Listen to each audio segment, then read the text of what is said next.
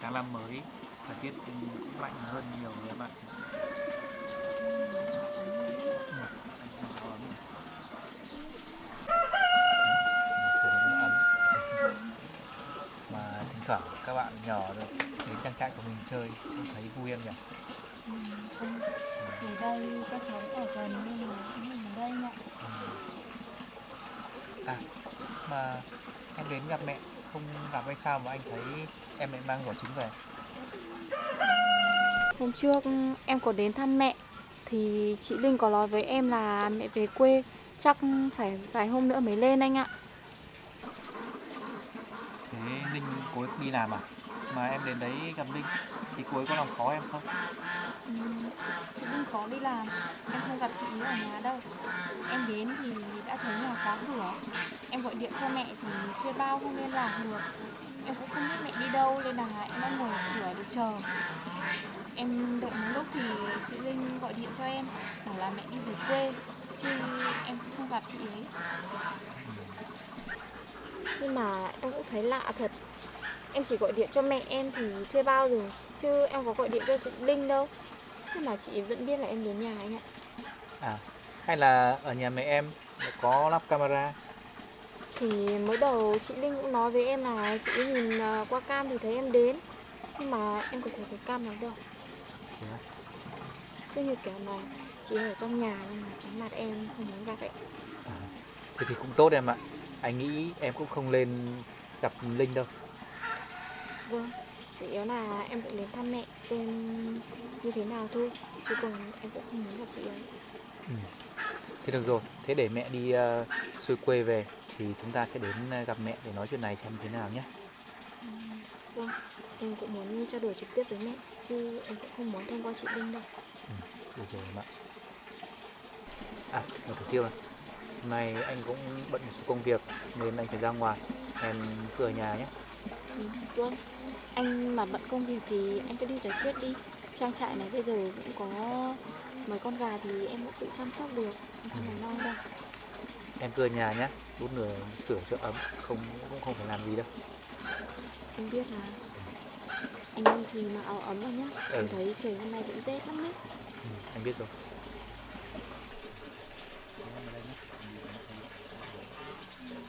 Vâng, em biết rồi.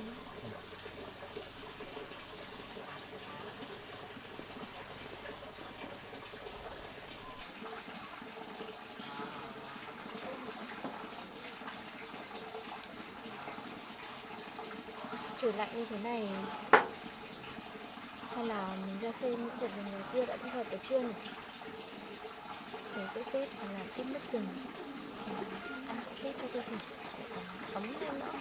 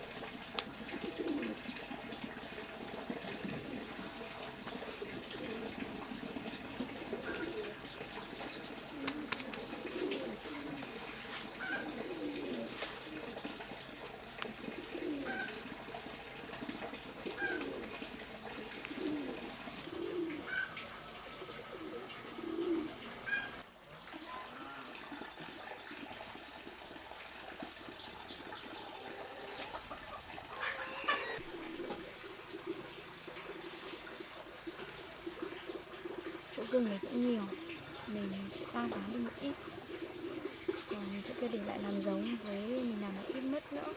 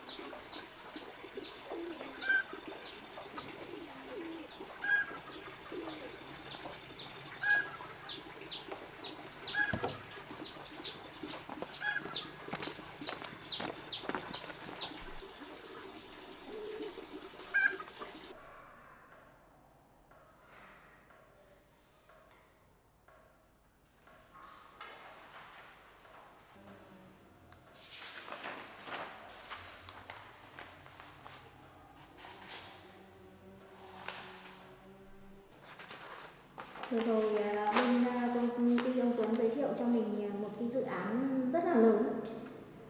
Nếu như hai công ty mình mà hợp tác làm được cái dự án này thành công thì lợi nhuận của nó cũng rất là cao. Cô cũng muốn đầu tư vào cái dự án này. Nhưng trước khi vào làm cái dự án này, cô muốn cháu là người đi sang bên công ty ông Tuấn để điều tra sâu hơn nữa.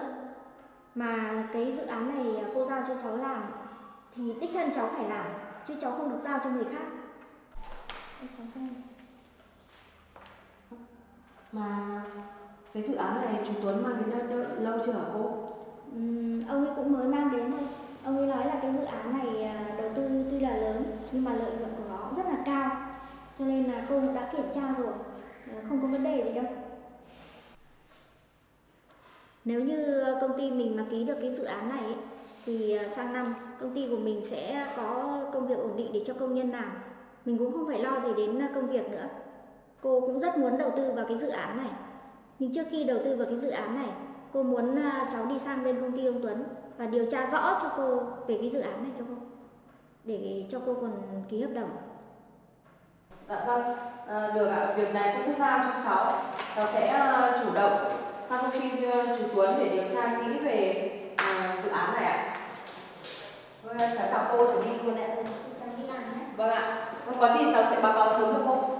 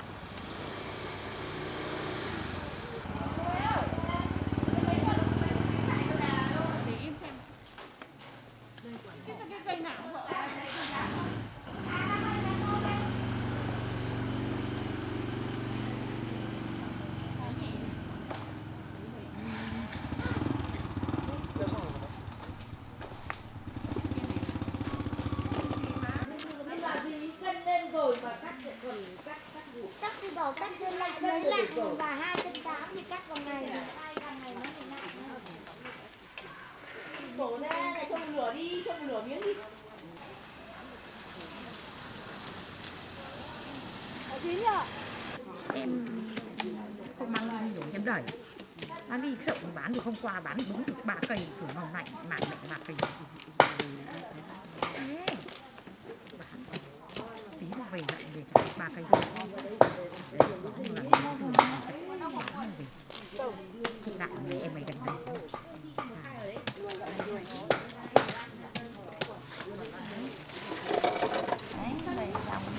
nước chả nữa phức tạp Cháu ơi, bao tiền cân gừng này.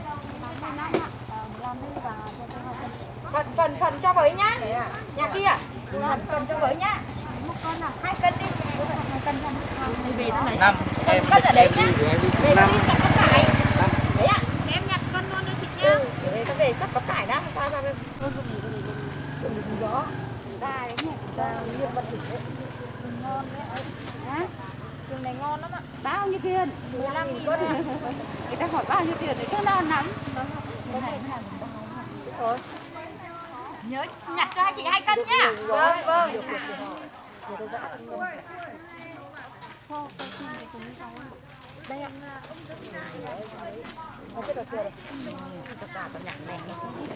Bao nhiêu đấy ấy ơi? 15.000 cân. Nó bác cứ mua đi. Mua thật nhiều vào. giá rẻ thật mình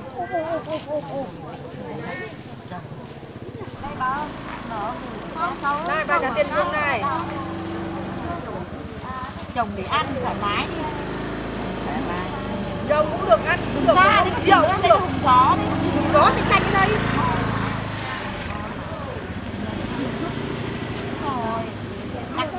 các dâu bí đi nhiều người hỏi dâu bí quá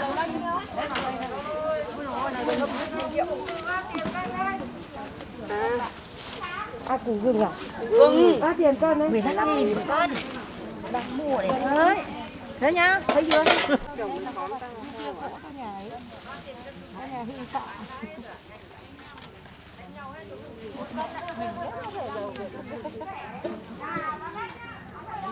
ngâm chân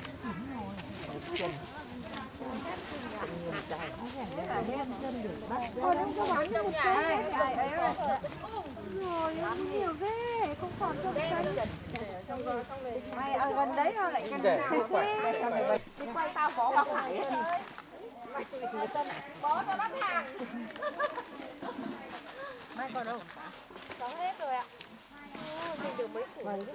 Thế còn những cái chỗ kia đấy nó thì về đập ra mà làm thì làm, nhưng còn đến nốt thì cho người ta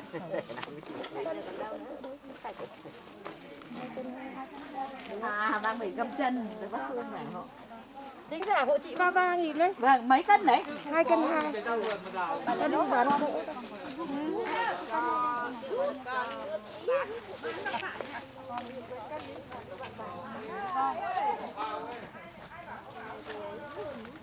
về chặt đấy Đang cao hết cái bẫy mình. có ở đấy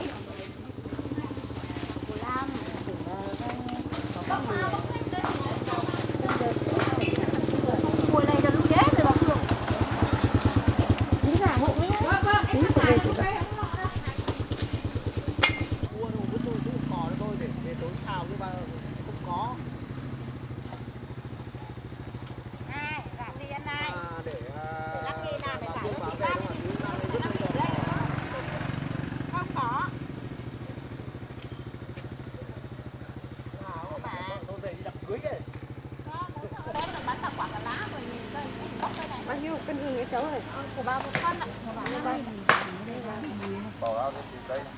đây 15.000 này cháu này vâng ạ đủ rồi nhá đấy tại vì về 3.000 một cân bán hộ chị nhá còn rau muống của chị là Còn cái kia 10.000 bỏ.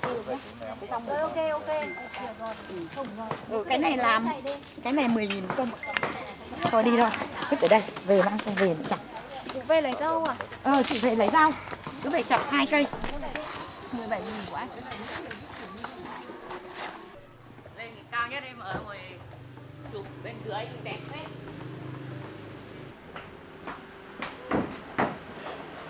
em ơi, cho chị gọi đồ. Cho chị một sữa chua đánh đá với lại một nâu nóng nhé.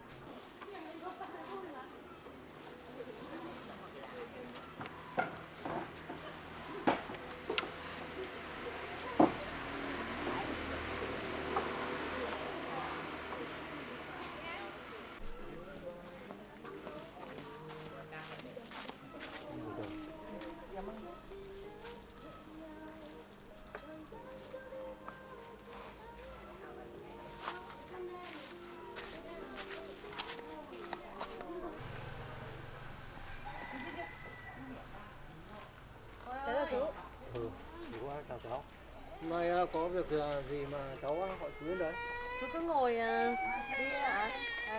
Cháu gọi cà phê cho chú rồi, chú cứ thưởng thức đi ạ.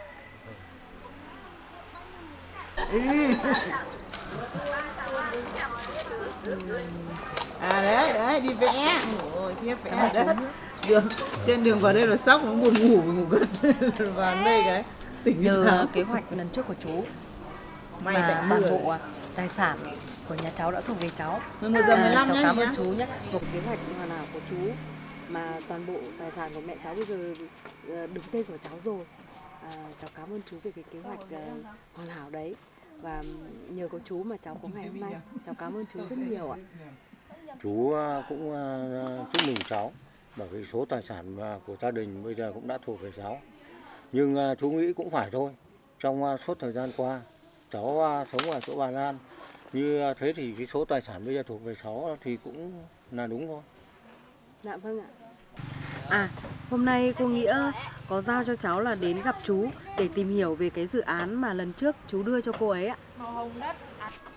Thế thì bà ấy đã nói gì với cháu? Cô ấy nói là dự án này rất là lớn. Nếu như hợp tác được thì sang năm mới này sẽ không lo về công việc nữa. Nhưng cô ấy vẫn muốn là tìm hiểu kỹ về dự án này vì cô ấy rất muốn đầu tư ạ. Cái dự án này ấy, là nó cũng nằm trong cái kế hoạch của chú và cháu đấy. Nhưng chẳng qua là chú chưa nói với cháu thôi. Thật thế hả chú?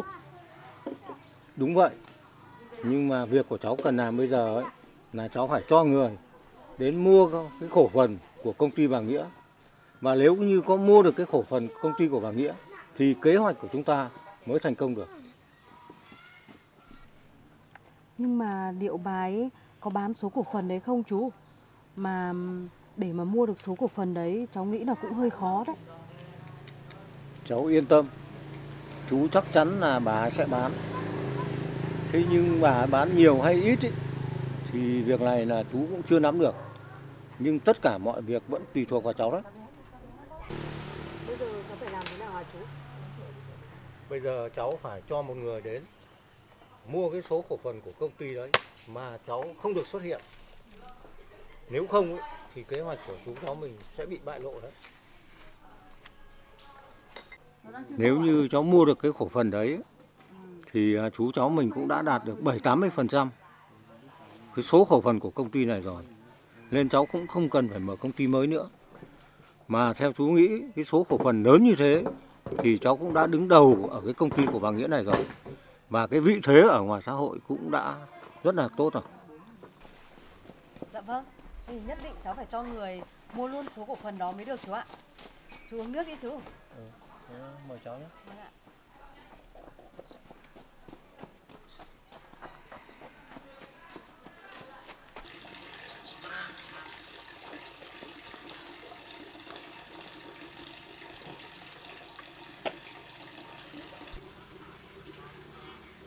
bông hoa này có màu đẹp thật đấy.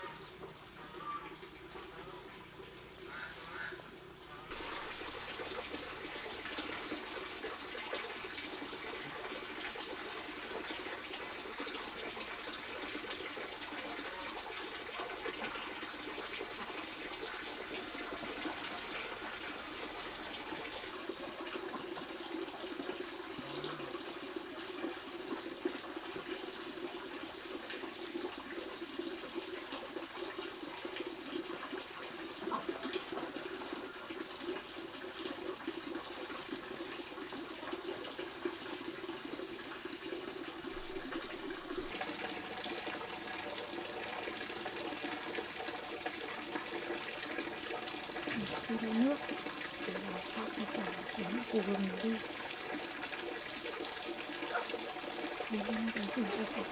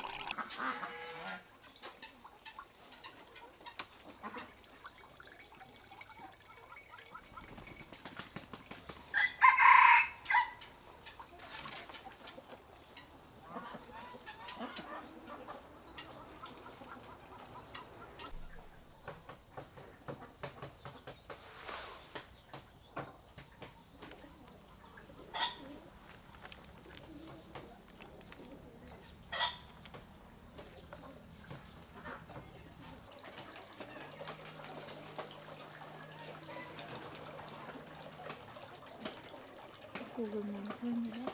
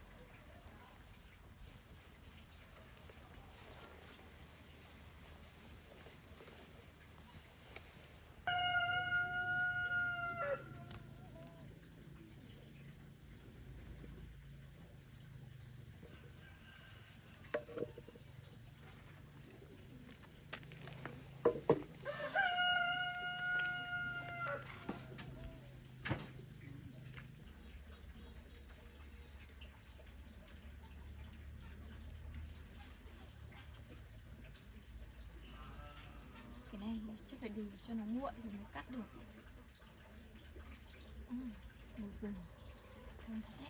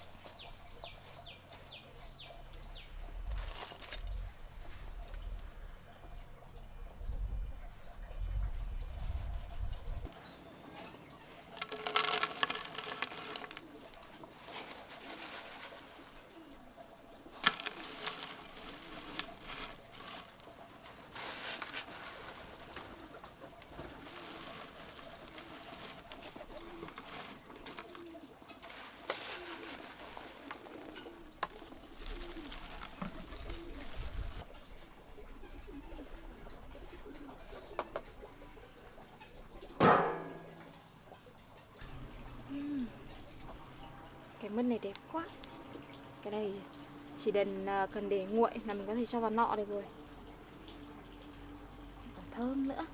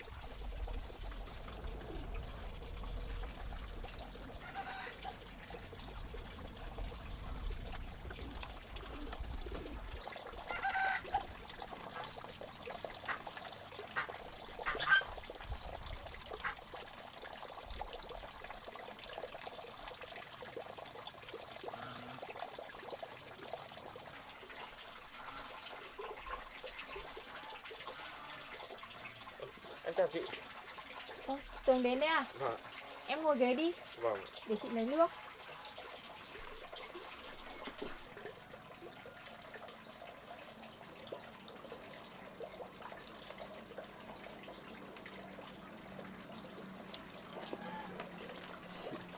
Em ngồi đây lấy nước.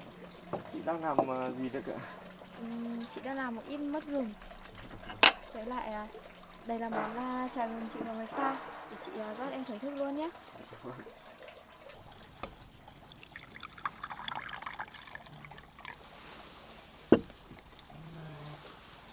Đây là trà gừng chị vừa mới pha, vẫn còn ấm đấy. Em thưởng thức đi. Thơm quá chị nhỉ? Chị vừa làm xong. À, ở trong này chị còn có mứt với kẹo gừng. Em chờ chị lấy nhá. Vâng.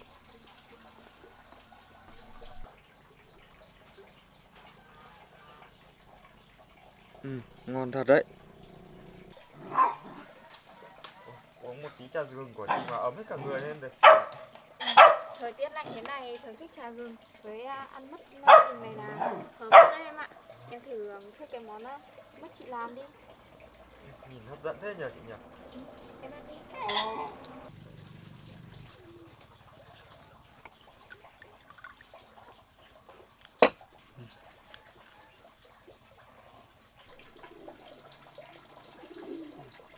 Em thấy món mứt gừng chị làm thế nào, có được không? Ngon lắm chị ạ. Gừng này hình như gừng ta hay sao chị? Thơm quá. Gừng này là gừng ta của nhà chị trồng. Hôm nay chị có thu hoạch và mang đi bán. Còn một ít chị làm mứt với làm giống nữa. Em uống nước đi. Dạ vâng ạ. Thế anh Sáng có nhà không cơ chị? Hôm nay anh Sáng có việc nên anh ấy ra ngoài từ sớm rồi em ạ. À thế hôm kế hoạch mà chị em mình bàn đấy chị đã đến gặp mẹ chị chưa? Chị cũng có đến nhà, nhưng mà mẹ chị lại về quê rồi. Chắc phải mấy hôm nữa mẹ chị mới lên thì chị mới gặp được mẹ em ạ. Thế mẹ chị về quê á? Thế mẹ chị về quê lâu chưa ạ? Chị đến thăm mẹ cũng được 1-2 hôm rồi. Thì hôm chị đến mẹ chị đã về quê rồi mà. Thì không phải, em vẫn gặp mẹ chị mà. Em vẫn gặp mẹ chị á? Đúng ạ. Hôm đấy chị gọi điện cho mẹ chị cũng không gọi được. Mà chị Linh lại gọi cho chị ấy bảo mẹ chị về quê. Mà chị đến nhà không có ai ở nhà. Thế mà chị Linh lại biết chị đang ở nhà của mẹ. Chị ấy nói là chị ý nhìn qua cam thấy chị, nhưng mà chị có thấy cái cam nào đâu. Có khi nào đây lại là trò của chị Linh không nhỉ? Cũng có khi. Đây khéo lại là trò của Linh, không muốn chị gặp mẹ chị đấy chị ạ. Chị cũng nghĩ như vậy đấy. Giờ để biết có việc này có phải sự thật hay không, em nghĩ là phải cho người điều tra rõ đặng chị ạ. Chị cũng nghĩ là cần phải điều tra xem mẹ chị có thực sự về quê hay không em ạ. Nhưng mà em có thể thuê người điều tra hộ chị được không? Chị không muốn em xuất hiện đâu, vì chị Linh cũng biết mặt em rồi đấy. Bây giờ thì Linh cũng đã biết mặt em rồi, mà em xuất hiện thì cũng không thể điều tra được gì đâu. Đúng rồi. Thôi được rồi, để em sẽ gọi người điều tra giúp chị. Thế anh cố gắng thuê người điều tra giúp chị việc này nhé. Bây giờ em ngồi nước đi, chờ chị một lát nhé.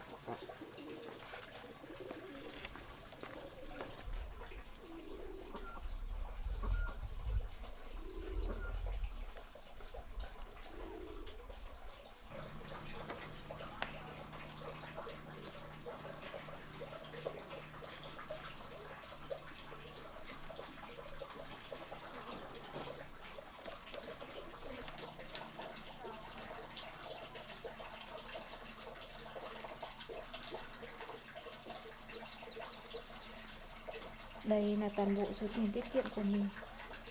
Nhưng mà vì mẹ không sao cả, mình sẽ kiếm tiền sau.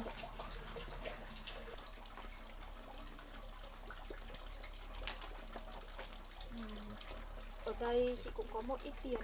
Đây là tiền chị tự làm và tiết kiệm được.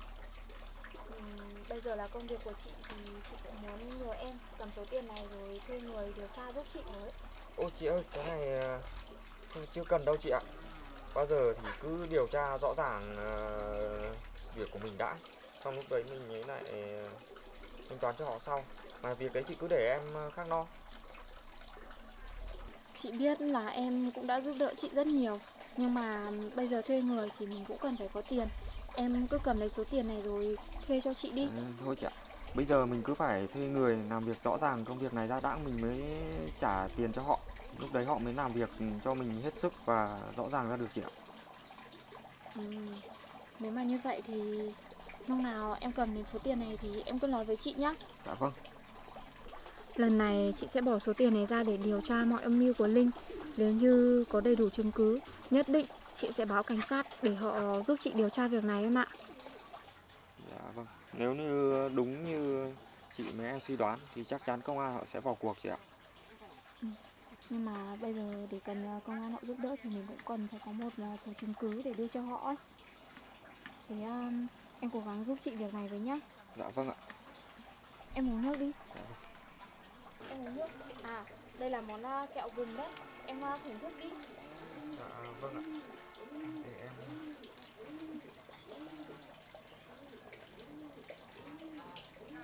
Thế nào? Có ngon không? Ngon chị ạ.